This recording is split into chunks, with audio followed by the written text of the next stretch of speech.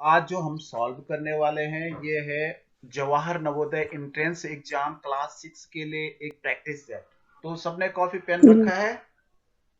जी sir. हम सबसे पहले जो सॉल्व करने वाले हैं वो हम मैथ्स करेंगे। जी मैथ्स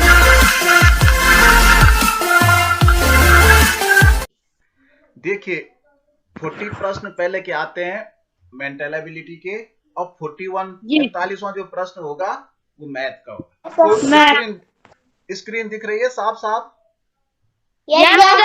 एक वस्तु को 450 में बेचने पर दुकानदार को 25% हानि होती है। देखो अब इसको पहले समझना है, ये 450 क्या है? बेचने पर, यानी ये विक्रय मूल्य है। विक्रय मूल्य और हानि का प्रतिशत दे रखा है, हानि प्रतिशत 25%। तो 25% की हानि हो रही है। विक्रय मूल्य 100 रुपए। हाँ, वह इसे किस मूल्य पर बेचे कि उसे 25% का लाभ हो। अब ये थोड़ा कठिन है प्रश्न, इसको कितने में बेचे कि इसको 25% का लाभ हो। तो लेकिन इसके लिए पहले यहाँ देखो कई बच्चे क्या करते हैं कि 450 पे निकाल देते हैं 25%। 450 का 25% नहीं निकलेगा। जी प्रतिशत निकलता है क्रय मूल्य का। क्रय मूल्य दे नहीं रखा है, तो ऐसी कंडीशन में क्या करते हैं? अभी कोई बोला था माना क्रय मूल्य 100 रुपए। क्रय मूल्य 100 रुपए, 100 रुपए तो उस हिसाब से विक्रय मूल्य कितना हो जाएगा बेटा? 75 रुपए। 100 क्योंकि हानि हो रही है तो 100 में 25 कम कर देंगे। ध्यान से देखो भाई, जो नए बच्चे जुड़े हैं जी, तो 75 रुपए हो जाएगा विक्रय मूल्य। वास्तविक क्रय मूल्य ज्ञात करेंगे, अब बटे 75 लिखेंगे और गुणा कर देंगे 450 जो विक्रय मूल्य दे रखा है वास्तविक। तो देखो बड़ी से बड़ी संख्या से काटना चाहिए। तो देखो 25 का भाग इसमें भी जा रहा है, 25 किया 75, अब 25 अब 3 का भाग देखो 45 में जा रहा है, 3 एकम 3, पहले 4 में भाग देंगे। 150। अब देखो 3 एकम 3 हुआ तो एक बचा 15 हो गया ये, तो 3 पंजे 15। अब 0 में 0 बार 150।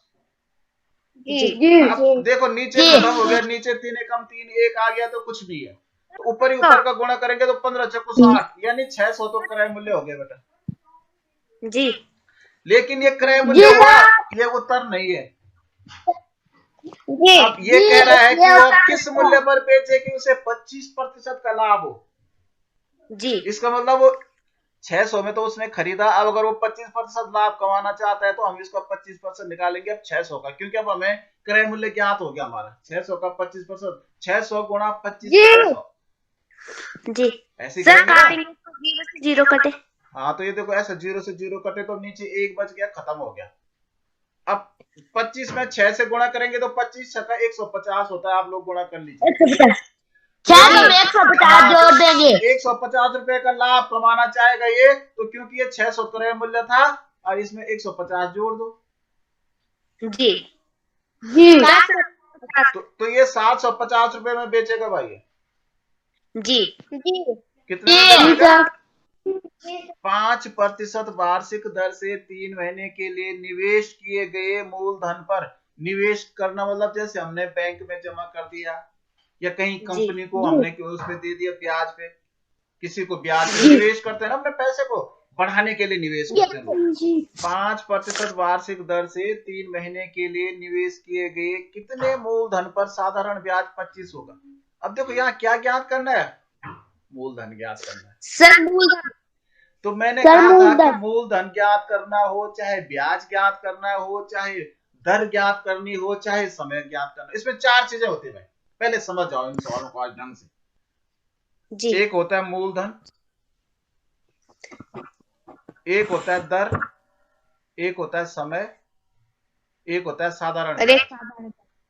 जी, अगर कभी साधारण ब्याज नहीं दे रखा है तो मिश्र धन दिया होगा, एक मिश्र धन भी समझ लो क्या होता है।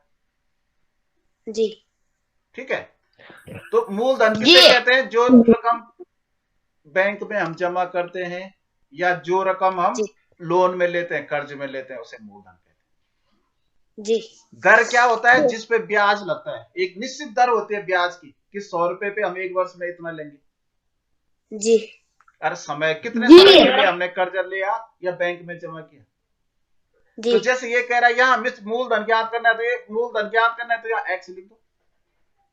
जी दर है दर 5%। दर इसने दे रखा है 5%, तो दर यहाँ 5% लिख दो। 5% वार्षिक लिखा है, वार्षिक का मतलब एक वर्ष में 100 रुपए पे 5 रुपए ब्याज देना होगा। जी एक वर्ष में 100 रुपए पे 5 रुपए ब्याज देना होगा।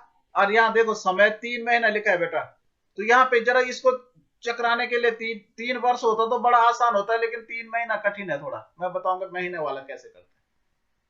जी साधारण ब्याज जी दे रखा है 25। 25 रुपए। अब हमने जी। ये ज्ञात करना है तो फॉर्मूला वही रहता है भाई, साधारण ब्याज बराबर मूलधन दर गुणा समय बटे 100। साधारण ब्याज अच्छा लगता है, इसमें सुलटा हो जाता है सवाल करने में। जी वैसे इधर भी लिख सकते हैं, लेकिन बटे दर अब मूलधन जो है एक्स है, हमें ज्ञात करना है। अब दर जो है 5 है। अब यहाँ पे देखो समय बेटा यहाँ नीचे 100 है, समय यहाँ पे 3 नहीं लिखना है। अगर 3 वर्ष होता तो हम यहाँ पे 3 लिखते जी। लेकिन महीने में समय, तो अगर महीने में समय होता है तो 3/12 लिखेंगे, क्योंकि 12 महीने का वर्ष होता है तो 3/12 हो गए। जी जी 3/12। ये याद रखना है यहाँ पर। साधारण ब्याज 25 रुपए है। अब देखो काटेंगे हम तब केवल, क्योंकि हमने मान करना है एक्स का ज्ञात। जी जब एक्स का मान ज्ञात करना है तो हम केवल बराबर 100 गुणा 12 गुणा 25 बटे 5 गुणा 3। हाँ एक्स लिखेंगे और यहाँ बराबर करके देखो ये 25 आ गए तो ये 25 ऊपर ही लिखा जाता है, गुणा इसका पक्षांतर करना है। ये 100 और 12 नीचे यहाँ बट्टे में, तो ये ऊपर जाएंगे, क्योंकि पक्षांतर के आगे जब चले जाते हैं तो उल्टे हो जाते हैं। 100 गुणा 12 ध्यान से देखो, और ये 5 गुणा 3 इधर है तो ये बराबर, क्योंकि एक्स के साथ इस तरफ थे ना पहले, अब इस तरफ आगे बराबर की, तो जब बराबर की इस तरफ आते हैं तो यहाँ उल्टे हो जाते हैं। ये 5 गुणा 3 नीचे चले जाएंगे। जी जी 3 कम 3 अब 3 चौको 12, 3 चौको 5 कम 5 और 5 पंजे 25। अब देखो नीचे तो एक आ गया तो एक एक खत्म हो गया जी। तो ऊपर कितना बचा? हाँ तो 100 का गुणा 5 से करो 500 और 5 चौको 20, तो इसका मतलब मूलधन 2000 रुपए था। दो संख्याओं का महत्तम समापवर्तक तथा लघुत्तम समापवर्त्य क्रमशः 8 तथा 48 है। देखो बेटा दो संख्याएं हैं जी उसका लॉस दे रखा है। देखो जब दो संख्याएं होती है ना तो सीधा सीधा उसका एक फॉर्मूला होता है, संख्या गुणा संख्या, कम गुणा संख्या गुणा संख्या बराबर 900। महत्तम समापवर्तक को कहते हैं 900 गुणा 900, तो 8 और 900 है 48। अब बीच में गुणा है, देखो 900 गुणा 900 यानी 8 गुणा 48 और यहाँ बराबर है। यदि इनमें से एक संख्या 24 है, अब देखो दो संख्या है, एक संख्या ये और एक संख्या ये, तो एक संख्या 24 है, अब तो दूसरी संख्या हमें ज्ञात करनी है एक्स। जो चीज ज्ञात करना होता है वहां हम एक्स लिख देते हैं। जी समझ में आया? तो दो संख्याओं का लॉस और मौस है 8 और 48। तो मैंने बताया था कि दो संख्याओं का गुणनफल उतना ही होता है जितना उनके लॉस और मौस का गुणनफल होता है। Yes sir. मतलब इन दोनों का गुणा उतना ही होगा लॉस और मौस का जितना संख्या और दूसरी संख्या का होगा। तो एक्स बराबर कितना हो जाएगा? 8 गुणा 48 अपनी और यहाँ 24 हो जाएगा। अब 24 का पार आता है तो 24 से कम 24 है 24। अब यहाँ ऊपर ऊपर का गुणा करेंगे 8 और 2 का, तो 8 दूनी 16 यानी दूसरी संख्या 16 है भाई। यस।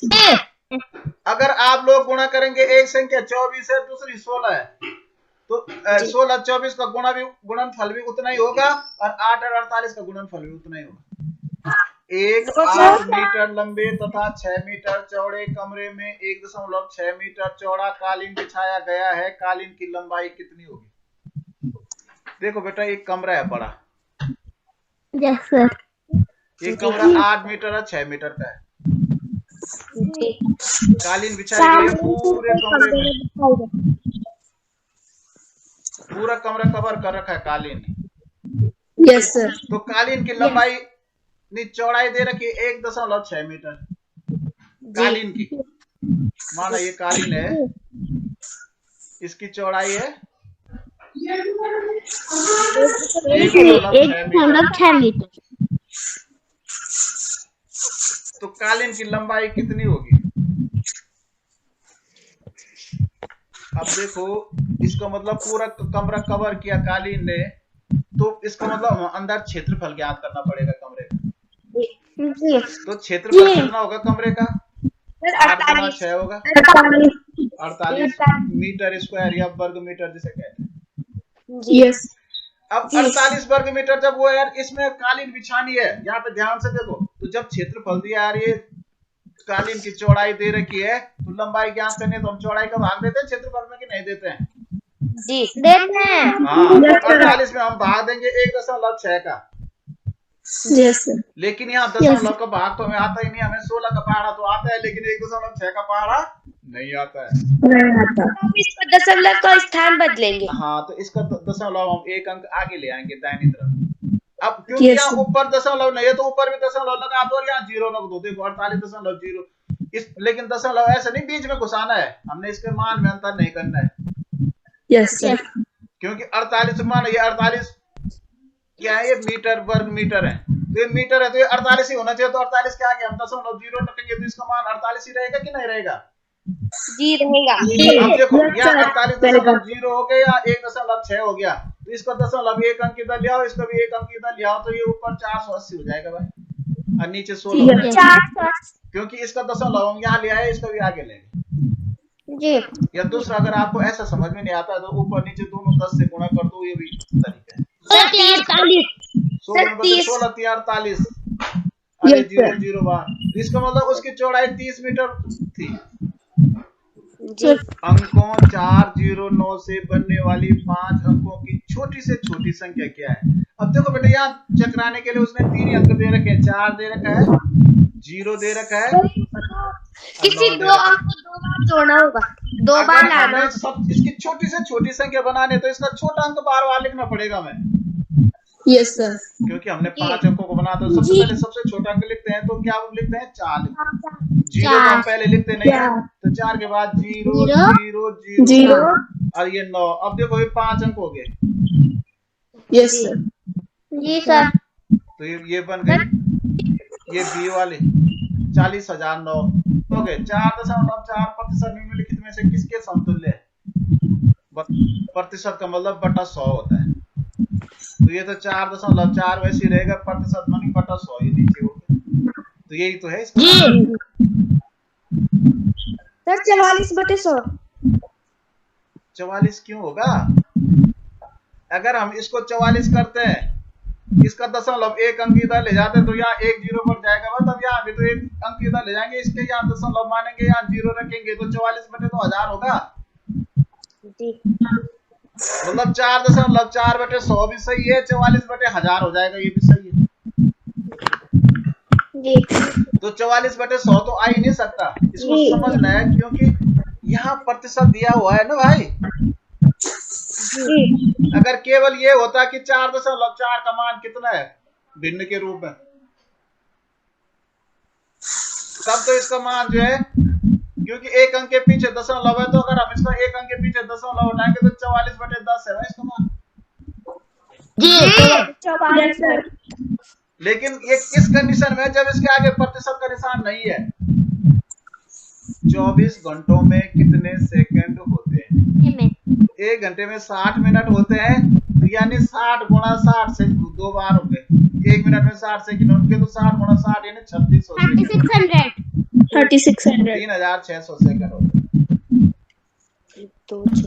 अब जब 1 घंटे में इतना होंगे, तो 24 घंटे में कितना होंगे? तो हम 3600 को गुणा कर देंगे 24 से, 86,400 सेकंड आएगा। सेकंड भी उठा के यहाँ पे ले आए, यहाँ करेंगे।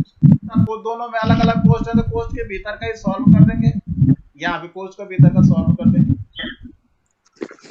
अब यहाँ हम पोस्ट का भीतर का सॉल्व करने के लिए देखो यहाँ नीचे, क्योंकि ये जोड़ और घटाना है बेटा, तो जोड़ घटाने में नीचे के बराबर होना चाहिए कि नहीं होना चाहिए? जी होना चाहिए। तो यहाँ 5 का हम 10 बना सकते हैं ना। जी। तो कितने से गुणा करके बनेगा 5 का 10? 2 से गुणा। यहाँ भी 2 से गुणा। तो जब नीचे 2 से गुणा करेंगे तो ऊपर भी 2 से गुणा करेंगे। Yes, sir. तो यहाँ देखो, यहाँ भी 10 10 10 3 10 हो गए, तो तीनों 10 के बदले एक ही 10 लिखेंगे। अलग अलग भी लिख सकते हैं, 3 10 भी कोई फर्क नहीं पड़ता। लेकिन Yes, sir. जब अलग अलग, जब हम भिन्न एक ही साथ लिख रहे होंगे तो यहाँ 3 दूना 6 हो गए बेटा। और धन ये तो 1 का दूनी 2 हो गया और ऋण 3 हो गया भाई। ये तो एक भिन्न हो गया एक तरफ का। अब गुणा आ गया। अब यहाँ देखो 36/45 है। अब यहाँ भागा है, तो भागा को हम गुणा कर देंगे और आगे वाला उल्टा हो जाता है, पता है सबको। क्योंकि गुणा का सवाल है तो इसको हम काट सकते हैं बेटा। 5 एकम 5 और 5 एकम 45। अब यहाँ देखो 9 एकम 9 और 9 चौको 36। 4 एकम 4। तो कहने का मतलब यहाँ देखो, यहाँ अगर हम सॉल्व करेंगे तो 6 में 2 जोड़ेंगे, 6 तो 8 और 8 से 3 5/10। सर आप क्या बात और यहाँ गुणा हो जाएगा ऊपर 1 और नीचे 4 एकम 4। जी। अब इसको काट सकते हैं तो 5 एकम 5 5 और 10। अब यहाँ ऊपर देखो ये कोई हो गया, नीचे 8 हो गया। आर के किस मान के लिए संख्या 56 है, स्टार है, 8 9 1 है, 11 से पूर्णतया विभाजित होगी। इसमें 11 का भाग पूरा पूरा जाना चाहिए। तो यहाँ पे कौन सी संख्या आएगी, कैसे करोगे? इसके लिए तुम्हें 11 के विभाज्यता का नियम आना चाहिए। इसमें 2 सम और विषम अंकों का स्थान बताना है। तो समअंक जैसे ये हो गया 6 8 और 1 और 1 ये हो गया 5 और ये जो यहाँ पे आएगा ये और 9। तो इनका जोड़ करेंगे हम पहले। तो 6 और 8 और 1 का जोड़ कितना हो रहा है? 8 से 14 1 15 हो रहा है। देखो और इसका जोड़ हो रहा है 5 और 5 14। अब ये कह रहा है क्योंकि इसका जोड़ 14 हो रहा है भाई जी। तो ये किस कंडीशन में इसमें 11 का भाग जाएगा? अगर इन दोनों का अंतर या तो 11 से विभाज्य हो या तो 0 हो।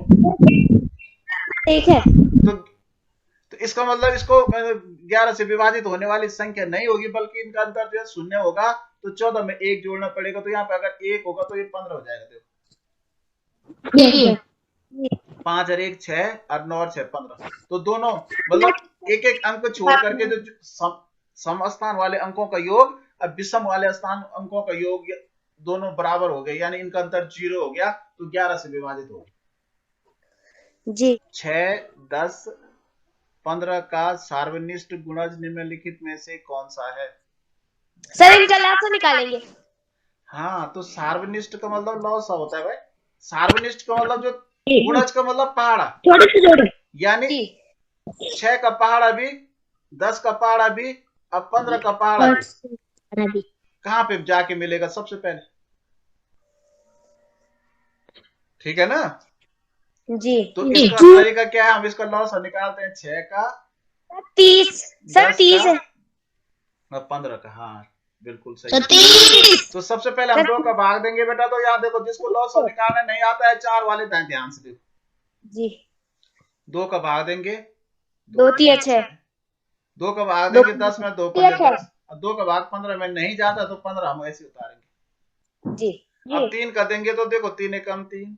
5 में नहीं जाता तो अब 3 पर 3 5 50। अब 5 में 5 ही का जाता तो देखो 5 एकम 5 और 5 एकम 5 सर 30 है 5 3 15 15 गुणा कर देते हैं लॉस निकालने के लिए। 5 या 15 15 दोनों 30। तो इसका मतलब 930 है। तो है श्रेणी 2 5 11 17 23 में अगली संख्या क्या है? तो हम क्या देखते हैं? हम देखते हैं 2 और 5 में कितने का अंतर है? सर 3 का। 5 और 11 में कितने का अंतर है? छह का, सर 6 का। छह के लिए तो जी। छह का अंतर होगा तो क्या है इसमें, छह जोड़ के 29। एक रेलगाड़ी रेलवे स्टेशन से प्रातः 8 बजे चलती है, जी ये सुबह 8 बजे चलती है 8 AM को।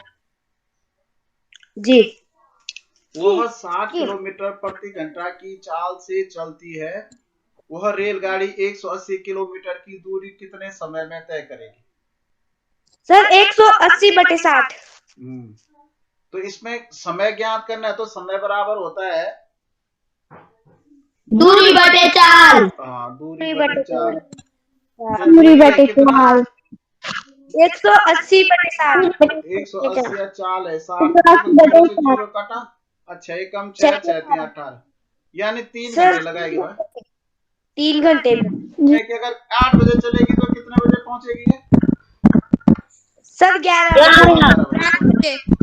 11 AM बोलेंगे भाई, 11 बजे। यहाँ देखो बेटा, ये है एक विद्यालय की लाइब्रेरी में विभिन्न विषयों पर पुस्तकें प्रदत्त चित्रालेख में दिखाई गई है। ये गणित में देखो, क्योंकि आप पहले नीचे देखो, एक पुस्तक 50 पुस्तकों को दर्शाते हैं भाई, एक बॉक्स। जी।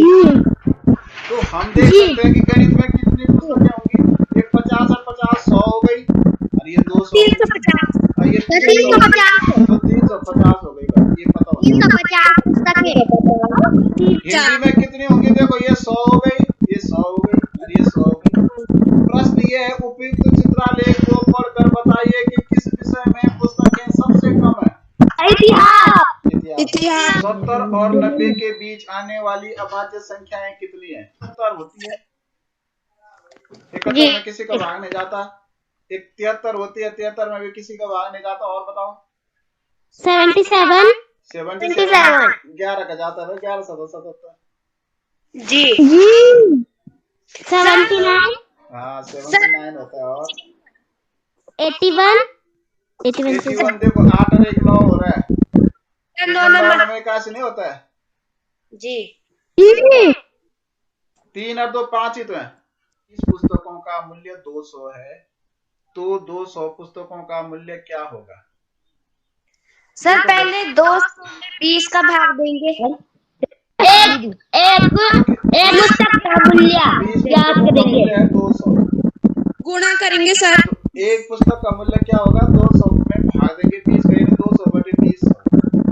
10। तो इसको ऐसे सॉल्व करने की सर जरूरत नहीं है, 4000। इसको बाद में सॉल्व कर लेंगे।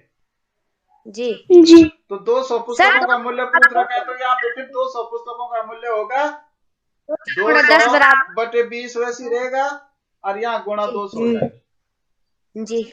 अब हम सॉल्व कर सकते हैं, देखो 0 से 0 कटा और 2 से कटा 2000। तो ये 2000।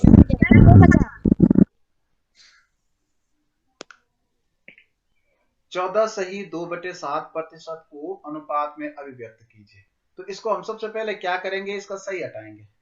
तो सही हटाने के लिए क्या करते हैं, 98। सर 98 में 2 ऊपर का जुड़ जाएगा तो कितना हुआ? सर 100/7। 100। अब ये प्रतिशत भी है बेटा, 100/7%। तो प्रतिशत का मतलब मैंने बोला था बटा 100 होगा, तो इसको ध्यान से देखो, ये 100/7 ऐसे रहेगा, और ये नीचे 7 के साथ जाएगा, ये 100, ये कौन सा 100 का, ये प्रतिशत के निशान वाला 100। जी। अब देखो 2 0 2 0 कट गए, तो ऊपर 1/7, तो 1/7 का मतलब हुआ 1:7। सर ए वाला 30 मीटर प्रति सेकेंड को किलोमीटर घंटा में व्यक्त कीजिए। 80 गुणा 18/5। 80 गुणा, तो जब इसको किलोमीटर प्रति घंटा में बदलते हैं तो 80 गुणा 18/5। लेकिन इसको 18/5 से ही गुणा क्यों करते हैं? क्योंकि 80 मीटर प्रति सेकंड का मतलब 80 ये मीटर है, और इसके नीचे सेकंड, ये दूरी बटे समय, सेकंड 1 सेकंड। तो जब मीटर का हमें क्या बनाना है, किलोमीटर, अगर हम मीटर में किलोमीटर बनाएंगे तो इसमें 1000 का भाग देते हैं कि नहीं देते हैं? तो नीचे 1000 लिखेंगे, एक के साथ हम 1000 लिख देंगे, या गुणा, क्योंकि 1000 का भाग देना है। जी। किलोमीटर घंटा में बदलने के लिए 1 सेकंड का हमने घंटा बनाना है। तो जब हम सेकंड का घंटा बनाते हैं सर 1 घंटे बराबर 3600 सेकेंड। हाँ, तो या इसमें जो है ना 3600 में भाग देंगे। देखो जी। अब भाग देना तो इसके और नीचे लिखेंगे ना 1/ये। जी। तो जो तीसरा बट्टा होता है ऊपर चला जाता है गुणा में 3600। जी। जाता है कि नहीं जाता है? जी जाता है। जैसे मैं बोलूंगा 1/2/3 है, तो जो तीसरा वाला 3 है ये ऊपर चला जाएगा 3। जी। जी। अब इसको हम काटेंगे तो देखो 2 0 कटे 2 0 कटे 5 से 5 दूनी 2 से काटेंगे तो 2 पंजे 10 और 2 से 36 काटेंगे तो 2 एकम 2 2 8 16 तो 18/5 आ गया। इसीलिए हम जो है सेकंड ये जो चाल है 80 मीटर को 18/5 से गुणा किया तो 5 से करेंगे 5 एकम 5। यहाँ देखो 5 एकम 5 3 बचा, 0 के साथ मिला 30 हुआ तो 5 छक्का 30 16 आया। और 16 गुना 18 करके दिखाओ मेरे को कितना है। 288। 288 जी। जाएगा 88 किलोमीटर प्रति घंटा। Kilometre per hour. प्रति ठीक है, उस घन का आयतन क्या होगा? जी। जिसकी एक भुजा 4 सेंटीमीटर है, इसकी 4 गुणा 4 गुणा 4। तो आयतन तो भुजा कितनी है? 4 गुणा 4 गुणा 4 हो जाएगा 4 चौको 16 16 चौको 64 घन सेंटीमीटर। एक बाग में 7056 पेड़ हैं। यदि उसकी प्रत्येक पंक्ति में उतनी ही पेड़ हैं जितनी पंक्तियां, तो पंक्तियों की संख्या होगी। उतने ही पेड़ है उतनी ही पंक्तियां हैं, तो इसका मतलब वर्गमूल निकाल। क्या करते हैं? इसके अभाज्य गुणनखंड ज्ञात करते हैं। सी सबसे बड़ी आसान तरीका। जी। तो अभाज्य संख्या सबसे छोटी अभाज्य संख्या 2 होते तो 2 उसको भाग दो, 2 का भाग 7 में देंगे तो देखो ध्यान से देखना 2 3 6 हुआ। जी। एक बचा 2 7 है तो एक बचा, ये 10 0 के साथ मिलके 10 बन गया तो 2 पंजे 10 2 पंजे फिर 5 में भाग दिया तो 2 दूनी 4 एक बचा तो 6 के साथ मिला 16 हुआ तो 2 8 16 2 एकम 2 2 एकम 2 हुआ 3 है तो एक बचा है कि नहीं बचा है? सर 2 बचा है। अब 1 15 तक, अब यहाँ पे 5 हुआ तो 15 हुआ तो 2 7 14। अब फिर यहाँ 1 बचा है, अब ये 2 के साथ 1 मिला तो 12 हो गया।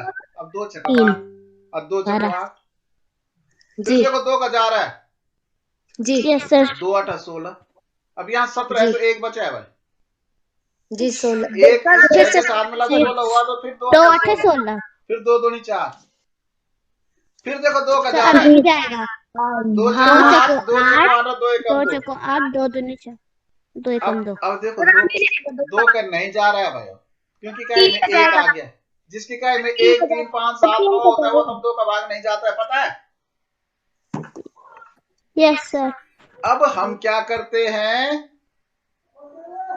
3 का भाग 3 का देखते हैं तो 4 और 4 8 और 1 9 क्योंकि इनको हम जोड़ते हैं तो 4 और 4 8 और 1 9 हो रहा है तो 9 में 3 का भाग जाता है तो इसका मतलब पूरी संख्या में 3 का भाग चला जाएगा जी।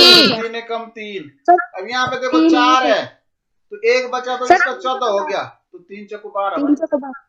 अब यहाँ पे 4 था 14 था तो 2 बचा है, अब 2 1 के साथ मिला 21 हुआ तो 3 7 21। फिर देखो फिर इसको जोड़ो 7 4 11 1 12 अभी 3 का भाग जा रहा है क्योंकि 12 में 3 का भाग जाएगा तो 3 चक्कू 12।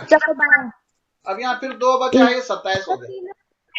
पीछे 14 में 2 बचा है ना, और यहाँ 7 है तो 27 3 नंबर 27। अब देखो 49 में 9 और 4 13 इसमें 3 कभी नहीं जाता। 3 के बाद 5 और भाज्य संख्या उसको जाता 7 का जाता तो 7 फिर 7 7 49 सर अब 2 के जोड़े बनाएंगे। हाँ, अब वर्गमूल में क्या करते हैं? हम 2 के जोड़े बनाते हैं। 2 के जोड़े बनाते हैं। 2 का एक जोड़ा बनाया तो हमने 2 ही 2 लिखा। इस 2 का एक जोड़ा बनाया तो 1 ही 2 लिखा भाई। ये 2 3 का जोड़ा लिखा तो 1 ही 3 लिखा। और इन 7 का जोड़ा बनाया तो 1 ही 7। अब इसको हम गुणा कर देंगे 2 दूनी 4 4 3 12 अब 12 7 84। इसका वर्गमूल 84 होगा। वर्गमूल निकाल रहे हैं 70 और 56 का। जी तो इसको हम जोड़े बनाते हैं आगे से। एक जोड़ा ओके, ये जोड़े बन गया बनाते 56 का और दूसरा जोड़ा 70 का बन गया। तो पहले हम जी। 70 का वर्गमूल निकालते हैं। तो जितने 16 से भाग यहाँ देंगे उतना ही ऊपर होगा भाई।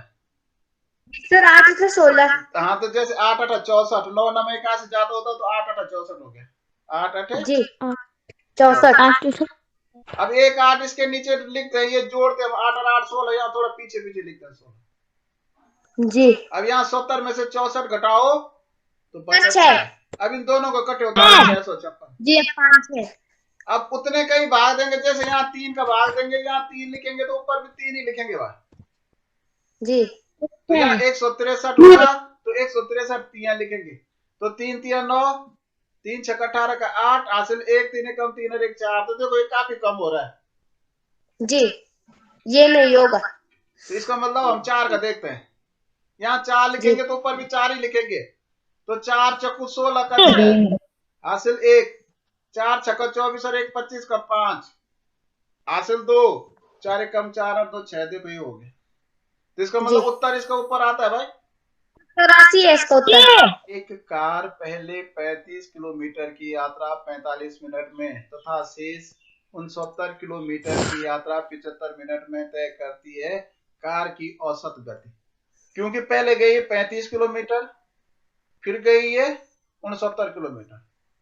जी इसको जोड़ दो, कितने किलोमीटर गई?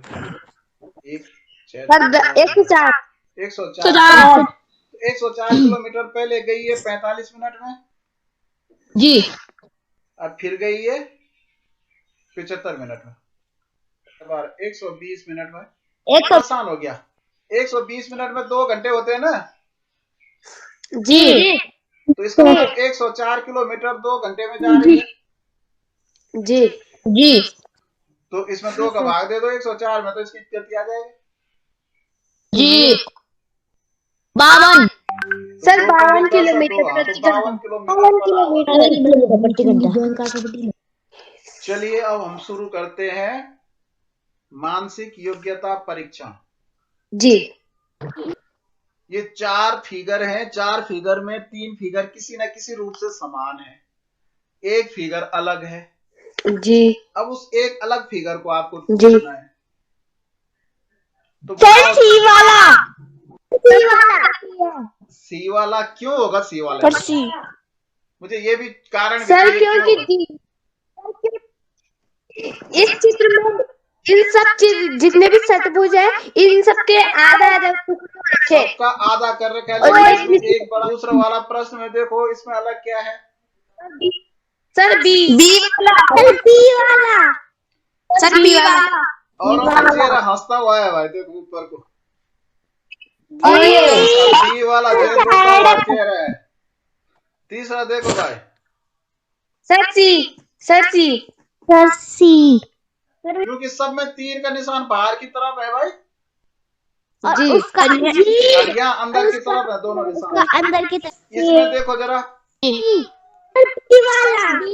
बी वाला B sir second B second सबके जो बिंदु है त्रिभुज के अंदर है, बिंदु बाहर है। जी इन दोनों आकृतियों के अंदर बिंदु है काला, इसमें जो है त्रिभुज के बाहर है बिंदु। ये वाली समस्या आकृति ध्यान से देख लो। आंखें त्रिभुज जैसी हैं, नाक आयत है, मुंह भी आयत है, कान जो है दोनों वृत्त जैसे। सर ए वाली इनमें से देखो सर बी वाली सर बी इसकी जो आंखें हैं त्रिभुज जैसे वृत्त जैसे हैं। तो आकृति में जो आंखें हैं वो त्रिभुज जैसे हैं भाई। जहाँ देखो ये समस्या आकृति है, इसके ठीक समान कौन सी आकृति है इन चारों में से? ऊपर की लाइन देखो, त्रिभुज वर्ग वृत्त, त्रिभुज वर्ग वृत्त, ये वर्ग त्रिभुज वर्ग और ये वृत्त वर्ग त्रिभुज। हाँ सी वाला है। अब देखो ये मकान जैसा है जी सर डी ये बिल्कुल मिल रहा है ना डी। सर अब यहाँ देखो समस्या आकृति ये है सर सी सी है, बिल्कुल सी के जैसे मिल रही है। यहाँ देखो इसमें एक बड़ा वर्ग है, इसके 3 खाने एक निश्चित पैटर्न में भरे हुए हैं। इसका चौथा खाना तुम्हें भरना है। सर ए है। तो देखो चौथे सर, खाने में ए। हम दो सबसे पहले तो सर, ये ए। देखोगे। जी सर ए। हाँ तो सर, ए वाले की तरफ सर, ए। इसके 3 खाने भरे हुए हैं। चौथे सर, खाने सी। का पैटर्न है सर डी। सी का है। सी। सर सी। यहाँ ऊपर कौन सा आएगा? Sir D. त्रिभुज कैसे होगा? ऊपर की तरफ। जी जैसे डी। डी। डी वाला।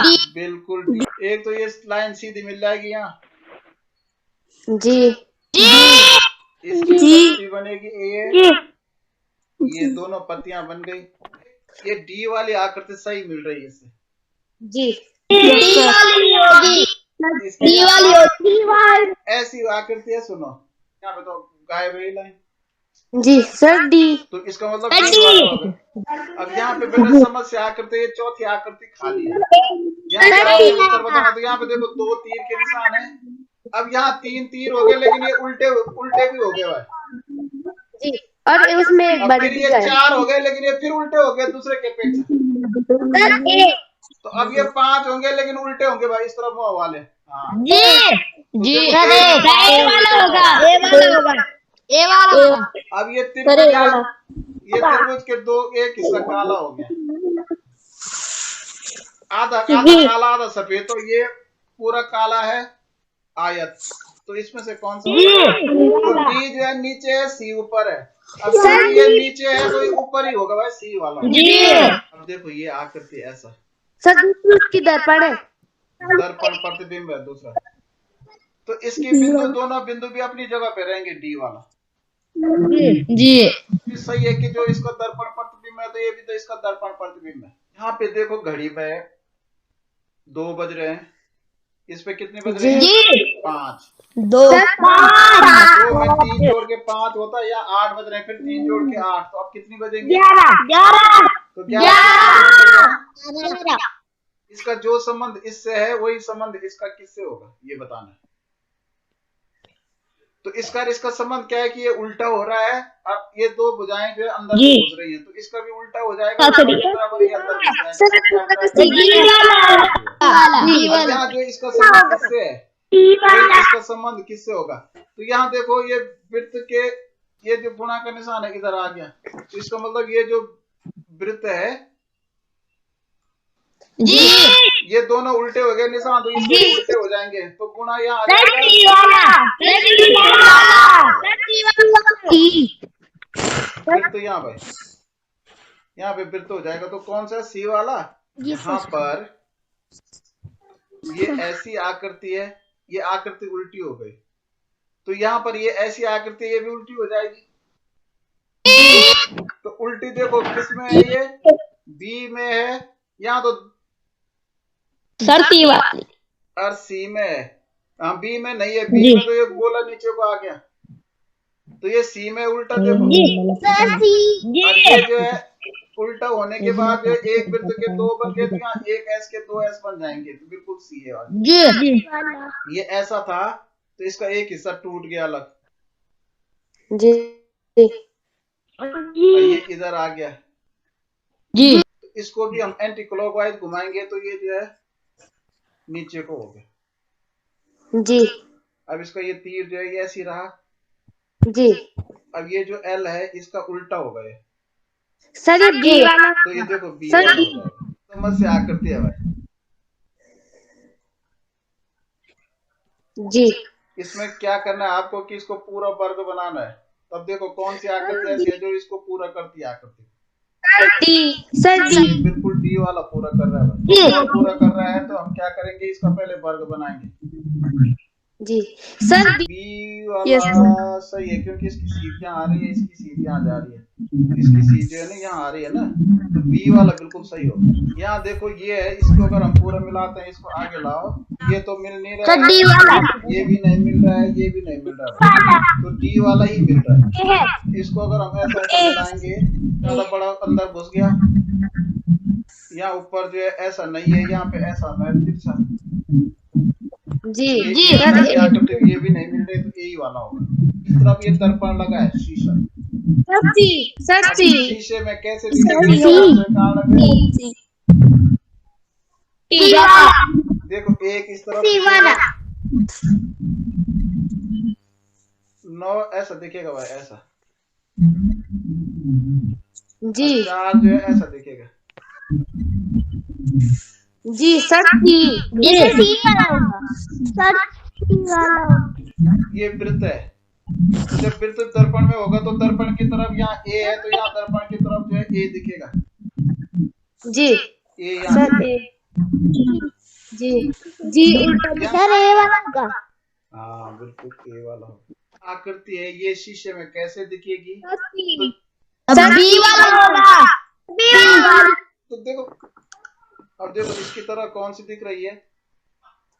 सर बी सर बी, हाँ बी दिख रही है। सर बी, शीशे की तरफ दो है, तो यहाँ दो अंदर की तरफ होंगे शीशे की तरफ। सर ये सारी बात उसी की तरह दिख रही है। साफ पता चल रहा है शीशे की तरफ दो है, बाकी ये तो दूसरी तरफ है तीनों में। जी तो शीशे के नजदीक होंगे ना, ये तो शीशा यहाँ है ना। अब जी इस वाले आकृति के इस तरफ है शीशा नहीं है, क्योंकि ये इसके सामने बन रही है। तो जो शीशे के नजदीक होंगे ये दो, तो यहाँ शीशे के नजदीक ही तो दिखेंगे ये दो ऐसे। जी इसका यहाँ पर हमने कागज को ऐसा मोड़ा इस तरफ को, और यहाँ पे ऐसे तीन गोले काट दिए, डी बनेगा। और यहाँ पे हमने एक वर्ग काट दिया, तो ये वर्ग एक यहाँ आ जाएगा। जी और ये सारे पूरे पूरे हो जाएंगे। सर सी वाला होगा, तो डी वाला होगा। यहाँ देखो ये गोल कागज था हमारे पास, वृत्ताकार कागज, इसको हमने पहले यहाँ पे बीच में फोल्ड करके ऐसा मोड़ दिया, फिर एक फोल्ड इसको और किया, तो हमने मोड़ के इसको ऐसा लिया है। बी वाला बनेगा सर, बी वाला। और तब हमने क्या किया, इधर से ऐसे काटा और इधर से ऐसा काटा। अब जब हम इसको ऊपर से खोलेंगे तो यहाँ पे ऐसा हो जाएगा और ऊपर भी ऐसा हो जाएगा। जी सर बी वाला, खोलेगा बी वाला वाले की तरह चित्र बन जाएंगे भाई। हाँ सर बी डी वाला को तो ऐसे में है ना, ऐसे में जी, और ये धन में है। यहाँ नीचे दो वर्गाकार आकृतियां काटी, जब हम कागज को खोलेंगे जी तो ये वर्गाकार आकृतियां यहाँ भी जाएंगी। जी ठीक अपोजिट में जाते हैं पूरा खोल, तो ये कैसा दिखेगा? यहाँ कागज वृत्ताकार था, हमने इसको नीचे को मोड़ा, फिर इसको दो तरफ से मोड़ा भाई। देखो यहाँ से भी थोड़ा मोड़ा और यहाँ से भी थोड़ा मोड़ा, दोनों तरफ से अंदर को मोड़ा। जी जी अब एक तरफ काटा हमने ऐसा, जी, तो जब हम इसको खोलेंगे इस सर तरफ, सी वाला, तो इस तरफ को सर ऐसा सी वाला, खोल कैसे होगा कि नहीं होगा? जी, और जब हम इसको पूरा खोलेंगे तो एक ऊपर भी बन जाएगा यहाँ पे, तो डी वाले की तरह बनेगा भाई। ये है, ये इसमें चार अलग अलग आकृतियां दी गई हैं, इनको मिला करके कौन सी आकृति बनेगी? यही वाली आकृति बन रही है, बाकी किसी में नहीं बन रही। तो देखो दो लंबे त्रिभुज है ये, और एक चतुर्भुज ऐसा वाला है, एक चतुर्भुज ऐसा वाला है। देखो इसमें सी वाला बन रहा है भाई, जो ये नीचे वाला चतुर्भुज है ये है,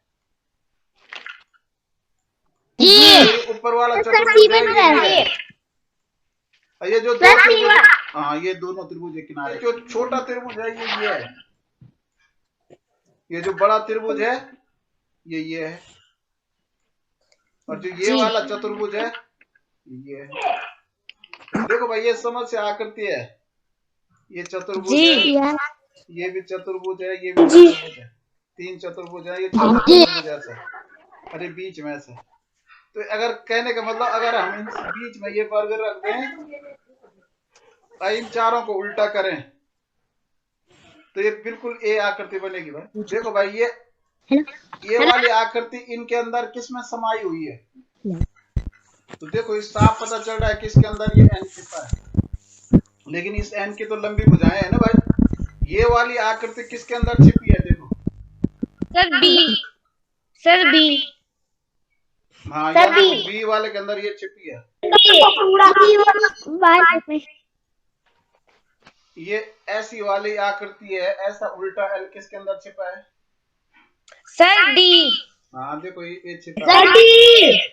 40वां प्रश्न है, इस पे ये वाली आकृति दे रखी है, इनमें से इन चारों में से किसके अंदर छिपी है बताओ जरा। ये यहाँ पे सर ये भी है, इसके ऊपर वाली भी लाइन पे भी है एक। हाँ जी यही है। 40 प्रश्न पूरे हो गए मेंटल एबिलिटी के, अब बच गया भाषा। तो चलिए अब हिंदी करते हैं। मैं एक पैराग्राफ पढ़ रहा हूँ जोर जोर से, और आपने इसको ध्यान से सुनना है, और इस पर आधारित कुछ प्रश्न पूछे जाएंगे, उनके जवाब आपको देने।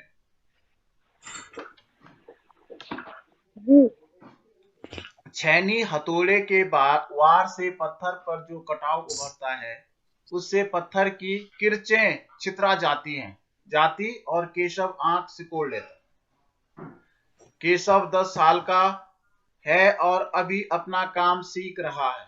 पिता के एक बार करके दिखा देने पर वह सीधी लकीर वाले और घुमावदार डिजाइन उकेर सकता है। समझ रहे हो ना?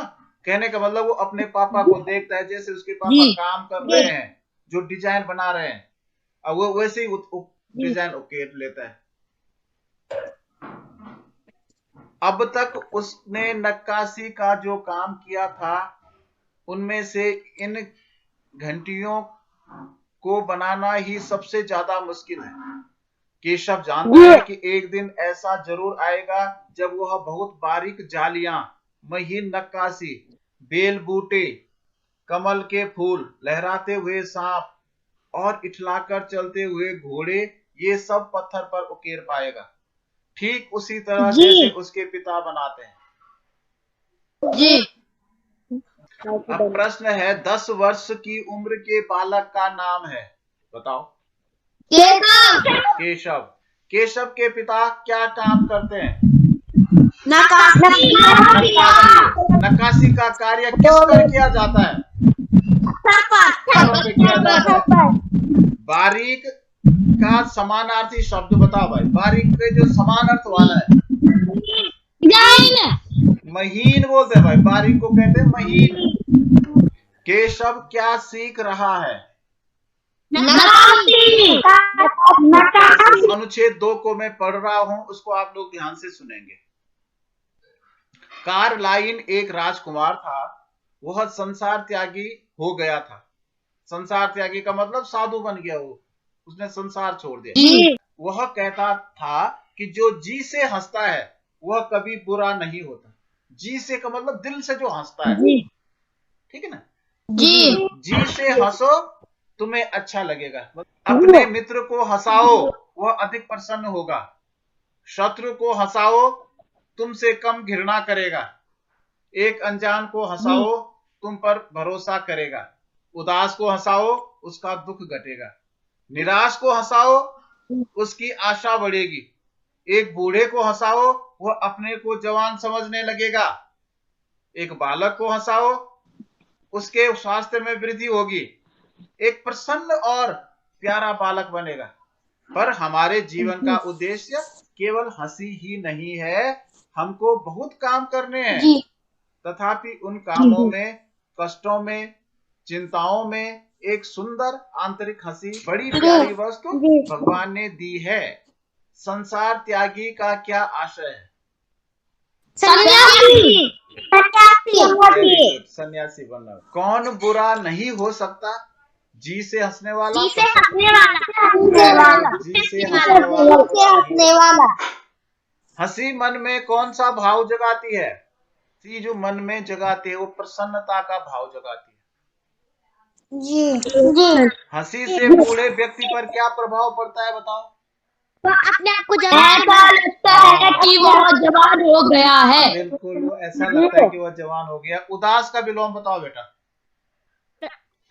दुखी, प्रसन्न। उदास का तो ये दुखी विलोम नहीं है, इसका समानार्थी है। उदास का विलोम का मतलब उल्टा, तो प्रसन्न होगा भाई। युवा को यह सदा स्मरण रखना चाहिए कि उसकी आकांक्षाएं उसकी योग्यता से कहीं बढ़ी हुई है।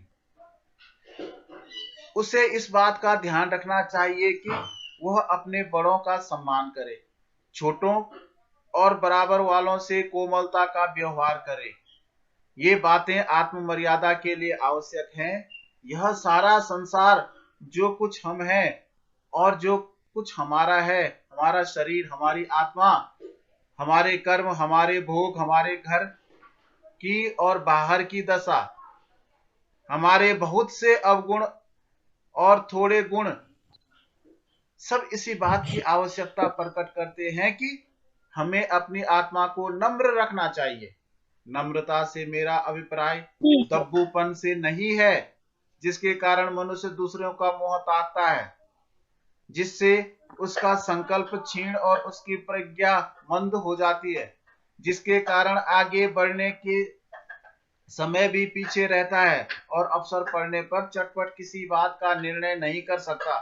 मनुष्य का बेड़ा अपने ही हाथ में है, उसे वह चाहे जिधर लगाए। आज युवा को किस बात का ध्यान रखना चाहिए? वह अपने बड़ों का सम्मान करें, छोटों और बराबर वालों से कोमलतापूर्ण व्यवहार करें। वह बड़ों से कोमलतापूर्ण व्यवहार करे। ए और बी दोनों, बताओ दोनों में कौन है? ए और बी दोनों। ए और बी दोनों। वह बड़ों से का सम्मान करे, छोटों और बराबर वालों से कोमलता का व्यवहार करे। हमारा शरीर, हमारी आत्मा आदि किस बात की आवश्यकता प्रकट करते हैं? अपनी आत्मा को नम्र रखना चाहिए। हाँ, हमें अपनी आत्मा को नम्र रखना चाहिए। लोगों में दब्बूपन नहीं आना चाहिए, क्योंकि इससे क्या होता है? बोलो। मनुष्य पर मुखापेक्षी बनता है, प्रज्ञा मंद हो जाती है, उसका संकल्प कमजोर पड़ जाता है। उपरोक्त सभी हमारे अंदर दब्बूपन है तो हम दूसरे के परमुखापेक्षी बन जाते हैं, मतलब जो दूसरा बोलेगा वही हम करेंगे। हमारी प्रज्ञा मंद हो जाती है और हमारा संकल्प कमजोर पड़ जाता है। तो ये उपरोक्त सभी इसका आंसर होगा। सच्ची आत्मा वही है जो, बताओ सच्ची आत्मा कौन है? नम्र बनी रहे, परमात्मा से मिलाए, अपनी राह स्वयं बनाए, नई राह बनाने की प्रतीक्षा करे। नम्र बनी रहे। बिल्कुल नम्र बनी रहे। इनमें से कौन सा शब्द मनुष्य का पर्यायवाची नहीं है? यहाँ पे जब आप लोग प्रश्न पढ़ते हैं तो यहाँ पे पीछे जरूर ढंग से पढ़ना चाहिए कि क्या है प्रश्न, क्या है, पर्यायवाची है कि नहीं है। तो देखो, मनुज है, अनुज है, नर है, मानव है। तो बताओ कौन सा पर्यायवाची नहीं है? अनुज। अनुज का मतलब छोटा भाई होता है। अब मनुज का मतलब मनुष्य, नर का मतलब भी मनुष्य, मानव का मतलब भी मनुष्य होता है। समय का आदर करना ही इसका सदुपयोग करना है। जो व्यक्ति समय का सही कीमत जान लेता है वही समय जीवन में सफलता प्राप्त कर पाता है। यह धन से भी अधिक महत्वपूर्ण है। धन खोने पर वापस पाया जा सकता है, परंतु बीता हुआ समय नहीं लौटाया जा सकता। छात्रों के जीवन में इसका अधिक महत्व है। जो छात्र इस उम्र में समय की कद्र करना सीख जाते हैं वह भविष्य में तरक्की की ऊंचाइयों को छू लेते हैं। चाणक्य, गांधी जी, अशोक आदि ने समय का सदुपयोग कर अपने पैरों के निशान छोड़ दिए। जीवन का प्रत्येक क्षण भविष्य का निर्माता है। जो लोग इसके महत्व को नहीं समझ पाते हुए केवल हाथ मलते रह जाते हैं। हम चाहे विश्राम कर लें, परंतु समय कभी विश्राम नहीं करता। समय के प्रति सजगता मानव जीवन के लिए उपयोगी है, अतः छात्रों को समय की कीमत पहचान कर इसका सार्थक उपयोग करना चाहिए। समय का सदुपयोग का अर्थ है, क्या अर्थ है समय के सदुपयोग का? व्यर्थ ना करना। उसे व्यर्थ न करना, मतलब उसका गंवाना नहीं है, बेकार। छात्रों के लिए समय का सदुपयोग अधिक आवश्यक क्यों है? जो इसकी महत्ता समझते हैं वो सफल होते हैं। जो इसकी महत्ता समझते हैं वह सफल होते हैं। ठीक है ना भाई? अगला प्रश्न है, समय धन से अधिक महत्वपूर्ण क्यों है? धन वापस मिल जाएगा पर समय नहीं। धन आ जाएगा पर समय नहीं। धन वापस मिल जाएगा पर समय नहीं मिलता है। ठीक है ना? निम्न में से कौन सा विकल्प सजगता का पर्यायवाची नहीं है? होशियारी का मतलब भी जो है सजगता होता है। मतलब बोलते हैं ना कि अपनी, जैसे आप कहीं यात्रा पे जा रहे हो तो घर वाले कहते हैं कि अपनी होशियारी से रहना। सतर्कता भी वही हुआ, सजगता, और चौकन्नापन भी वही हुआ। यस और प्रमाद का जी। मतलब होता है नशे में रहना, नशे में होना कोई मतलब, जी ठीक है ना। इसने इस अनुच्छेद का सबसे उपयुक्त शीर्षक बताएं। क्या जीवन लग रहा और है समय। आपको? जीवन और समय। यस देखिए, सर इसका मेरे हिसाब से सबसे उपयुक्त शीर्षक है समय का सदुपयोग। यहाँ पे अनुपयोग लिखा है, इसमें जो सबसे बड़े यही लग रहा है कि जीवन और समय, पहला वाला। यस सर तो कैसा लगा आपको ये यस सर पेपर? जी सर बहुत अच्छा अच्छा लगा? सर अच्छा तो ठीक है। अच्छा